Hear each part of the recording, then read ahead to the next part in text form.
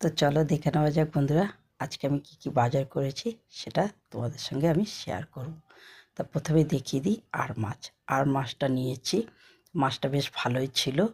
আর নিয়েছি রিটে মাছগুলো যেমন বড় তেমন চকচকে, দেখো কি সুন্দর, চোখগুলো যেন জল করছে শেয়ালের মতন।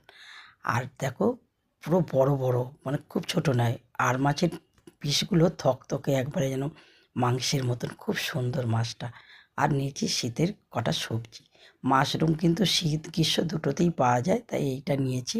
অনেক দিন পর বাঁধাকপি, ফুলকপি, মিষ্টি কুমড়োর কালারটা দেখেছো কত সুন্দর। নিয়েছি পালং শাক, শসা আর কড়াইশুঁটি। এই আমার আজকের বাজার।